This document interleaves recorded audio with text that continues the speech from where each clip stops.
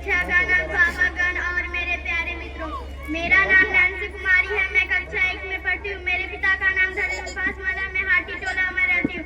जैसा कि हम सभी जानते हैं कि आज गणतंत्र